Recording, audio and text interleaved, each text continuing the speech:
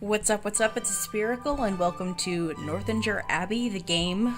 It's a demo of a dating sim version of the Jane Austen novel that Spiral Atlas on itch.io made. From what I understand, they're still working on it. They're still working on a couple of non-canon routes, and adding another love interest that's not shown in the demo. And I've never read this book, so I have no idea what I'm getting into. So let's get into it. Let's play the game. No one who had ever seen you in your infancy would have supposed you born to be a heroine. Oh! Okay. So, you have a choice to just play it as a woman, or you can play as a trans dude, or a non-binary person. I did see this option in the information page on the game, but I thought it would just be a standard, like, gender select screen at the beginning. This is really cool. This is a really cool way to do it. I'm gonna go ahead and go with non-binary. Your family was most unpromising. Your parents were both sensible, decent people, and despite all reasonable expectations, your mother survived your birth. Both parents were overjoyed when the doctor presented them with a healthy, if plain... Oh, you get to choose it! That's really cool! You can choose to be intersex. This is so interesting. Full disclosure, this game was created about a year ago, so I really hope they're still working on this, because this is a really cool way to do it. I'm gonna go with intersex. As a child, you generally preferred cricket to nursing sick baby birds, and if you gathered flowers at all, it was chiefly for the pleasure of mischief. You were neither clever nor accomplished, and loved nothing so well in the world as rolling down the green slope at the back of the house. Who doesn't love rolling down hills, though, honestly? But at 15, your love of dirt gave way to an inclination for finery, and you grew clean as you grew smart. From 15 to 17, you were in training, reading everything from Pope to Shakespeare that might have relevant wisdom for a young heroic figure to be. What you lack in cleverness, you make up for in innate goodness. You've learned to curl your hair and pinch your cheeks and spend at least 3 hours a day wistfully longing for balls. I know it means dances. I know it does. I'm sorry. Nothing brought you greater delight than the day you heard your mother refer to you as almost handsome. Oh. What kind of figure do you have? Thin and awkward, or lithe and delicate? I'm an awkward potato. And your skin, sallow and without color, ethereal and golden. Well, I went for the awkward one, so let's go with the golden skin. What of your hair? Dark and lank, like a river of ebony. Finally, what is your name? Oh, Spira. You perfectly balance confidence with a charming humility. Yet despite your hard work and fine qualities, at 17 you still had not met one youth who called forth your sensibility, nor inspired a single real passion. But when a young person is to be a heroic figure, something must and will happen to throw a heroic love their way. And so it is that your family friend, Mrs. Allen, invited you on a trip with her to Bath. You are about to go to your first ball. Your gender is your own, and you may find love with whoever you like best. But society expects people to fulfill certain roles. What do you wish to be perceived as?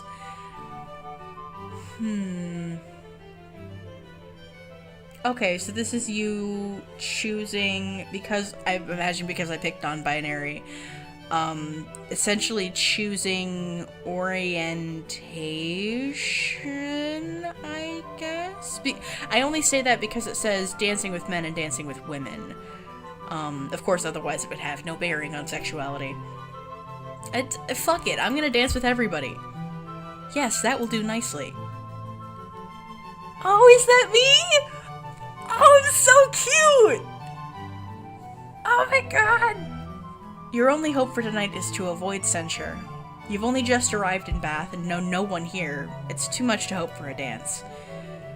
Ask Mrs. Allen to introduce you to someone, leave her, or watch the people around you closely? Well, I don't want to place the burden on her to have to introduce me to everybody, but I also don't want to be a creeper and stare at people. Let's wander away from her. Now you don't know anyone to talk to and people are looking at you oddly. Perhaps this is not such a good idea. Oh. The bell has rung for tea. You sit awkwardly at the end of another party's table. Okay, let's watch people. You watch the dancers around you and learn a little of fashion and human interaction. And now it's time to go home and you've danced with no one and spoken to no one. But wait, did that lady just describe you to her friend as handsome? Best ball ever. Another day, another lonely circuit of the pump room. Man, was the first day my only chance to have her introduce me to somebody? Fuck. Finally, the master of ceremonies takes notice of you, and you are at last introduced to a young man. Good evening. Oh, he nice. Not just any man. A single man who, if not quite handsome, is very near it. And look at that face. He's gorgeous. You dance and drink tea and chat for some time on such matters as naturally arise from the objects around you. As much as you were determined to scoff at society's expectations, part of you was worried that your appearance would repel potential partners of all genders. The fuck are you talking about? I am adorable. Yet Mr. Tilney seems not to care, and those watching you dance appear to have decided that if you are dancing with a man, then logically you cannot be one yourself. Heteronormativity. You hear one lady tell her friend that top hats are all the rage this year in London. I've hitherto been very remiss, friend, in the proper attentions of a new acquaintance here. I have not yet asked how long you have been in Bath, whether you were ever here before, whether you have been at the upper rooms, the theatre. You need not give yourself that trouble. God, it is a Jane Austen novel. It is true, you are quite awful. Am I polite or am I a little shit? He might take this as joking and laugh, or he might be offended. I'd probably do that. No trouble, I assure you, friend. Worry not. I shall be sure to do my duty thoroughly. Have you been long in Bath, friend? About a week, sir. Really? Why should you be surprised, sir? Some emotion must appear to be raised by your reply, and surprise is more easily assumed, and not less reasonable than any other. God! Motherfucker. I'm gonna laugh at his joke.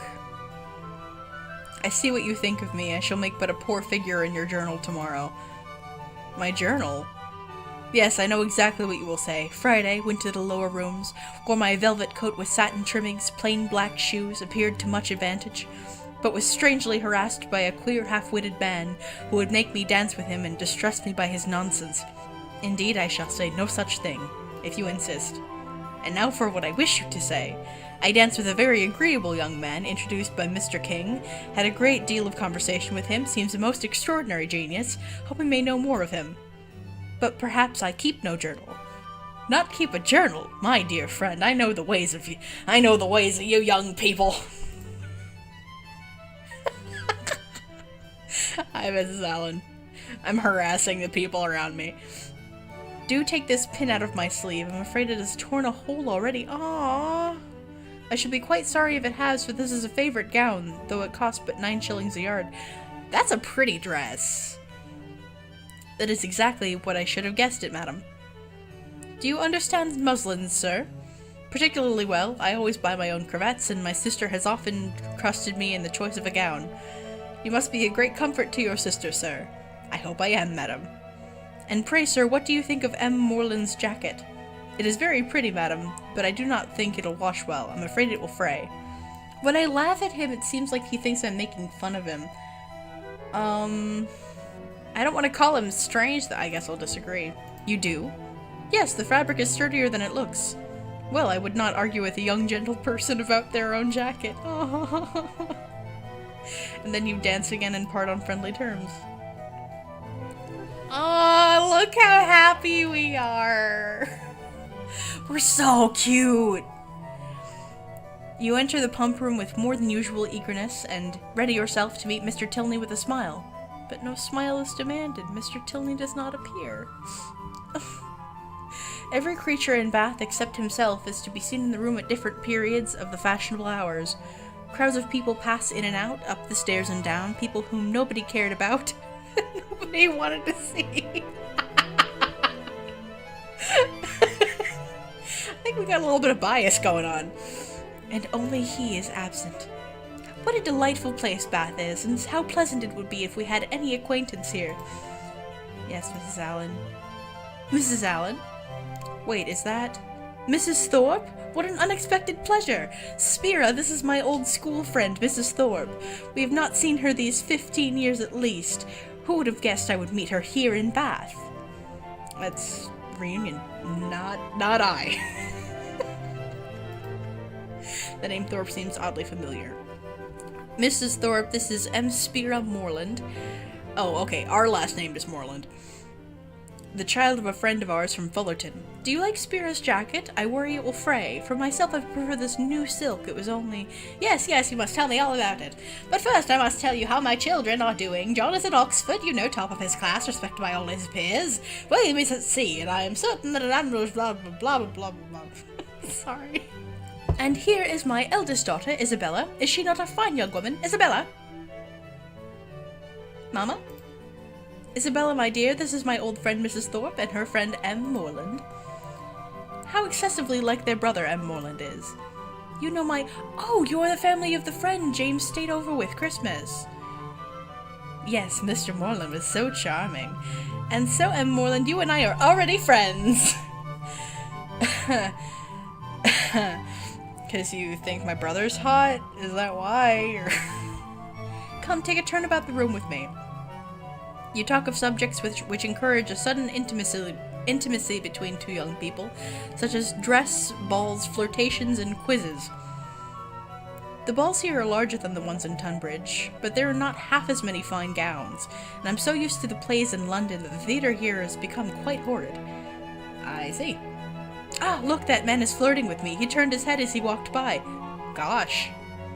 M. Moreland, nay, Spira, I do so love talking to you. We understand each other so completely, but I notice your eye wander the room. Is there perhaps someone special you hope to see? Yeah, Henry. Fucking, he was cute. How marvelous! Tell me about them. His name is Mr. Henry Tilney. We've only met once, but he was very nice, and I had hoped to see him again today. He sounds utterly charming, and of course he is madly in love with you. How could he not be? I don't know about that. I am sure of it, and I am sure that you will see him again, and then you will have a glorious romance. So tell me more. What does he look like? Is he rich? Does he have any family? Shit. Fuck. I don't know.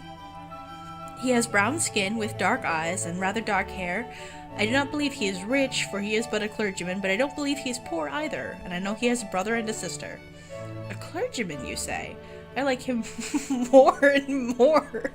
I must confess myself very partial to the profession. You got the hots for priests? She sighs deeply and gives you a significant look. See, she's one of those people that will tell you all about her life regardless of whether or not you want to know. Oh, no reason. I was simply thinking of clergymen. Them hot priests.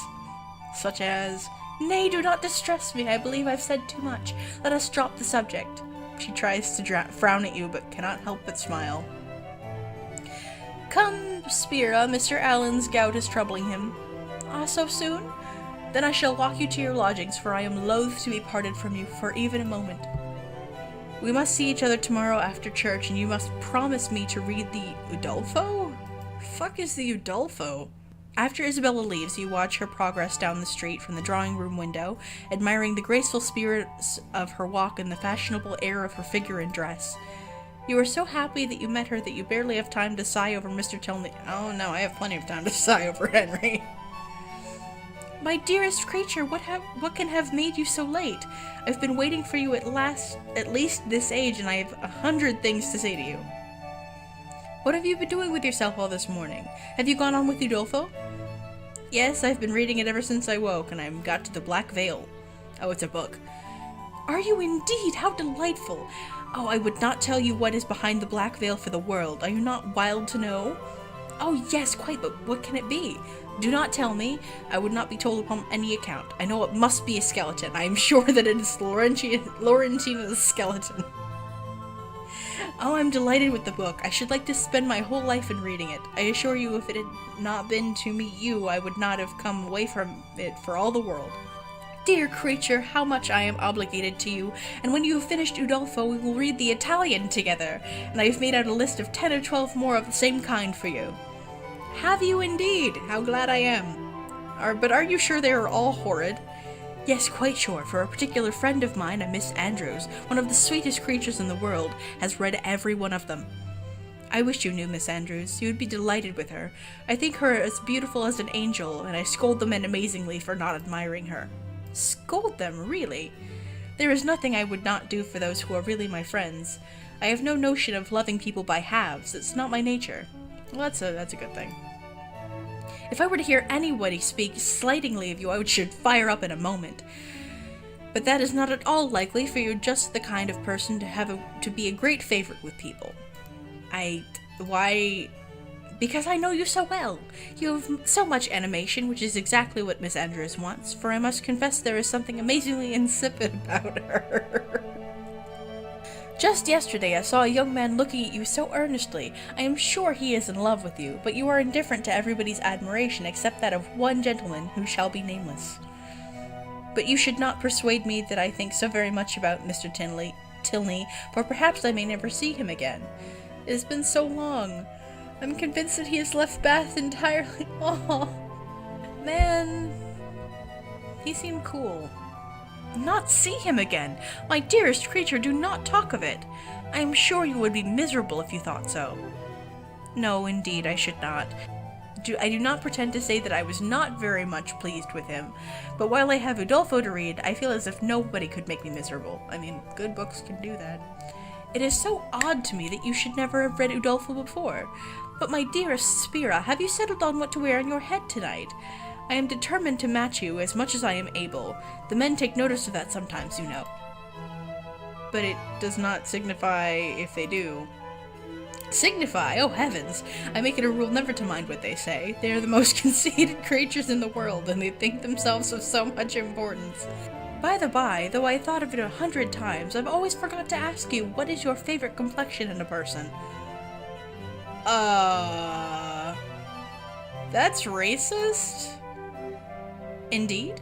Not dark? Well, I will not press you.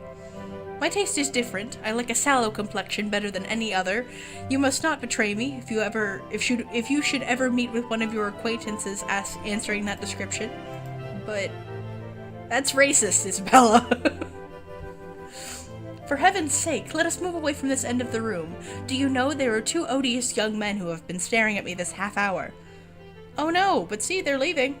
They are? I am amazingly glad I have got rid of them.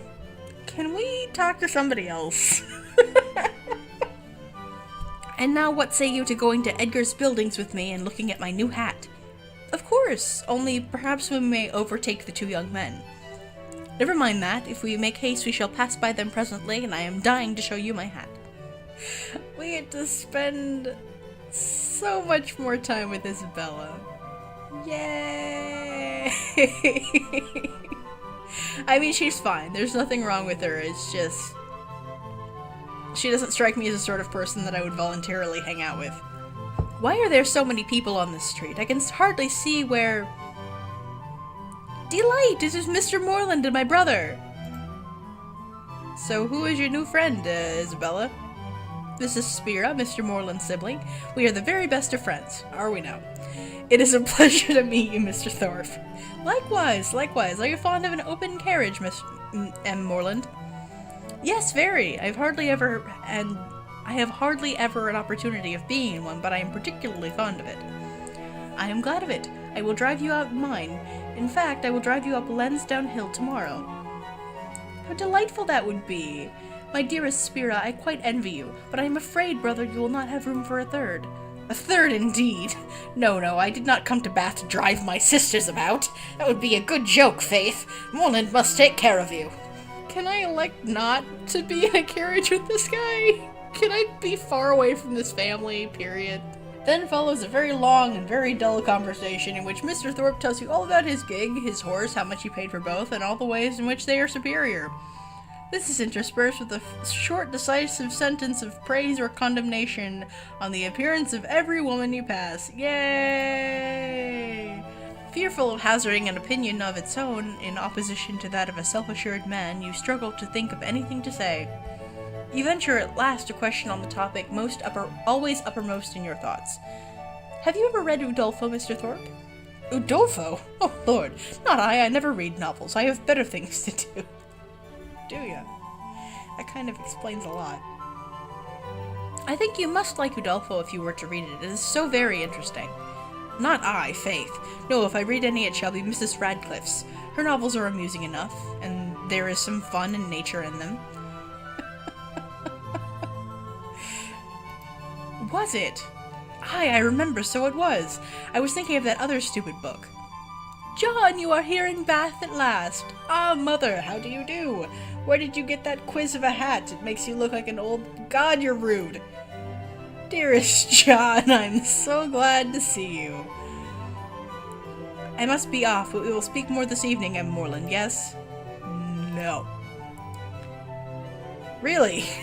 I suppose you must be tired after our walk. Well, another time, then. Nope. Well, Spira, how did you like my friend Thorpe? No, fuck off. That quite surprises me. He is as good-natured a fellow as ever lived. A little of a rattle, but that will recommend him to many. How do you like the rest of his family? They're fine. You're so mild in your praise. Miss Thorpe, indeed, I had thought your particular friend. We are friends of a sort. She won't leave me the fuck alone. Is that all? She has so much good sense and is so thoroughly unaffected and amiable. I always wanted you to know her, and she seems very fond of you. She said the highest things in your praise it could possibly be. But I have another engagement. We must speak again some other time, dear Spira. I am glad to see you are so happy in Bath.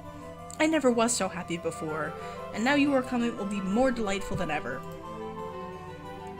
But you are happier still to get back to your book. Okay, I'm gonna go ahead and call it here. I will come back to this very soon. I do want to finish out the route because this is a pretty long demo. They put a lot of stuff into this demo. Given that it's unfinished, this might be what they have so far, which might be why it's so long.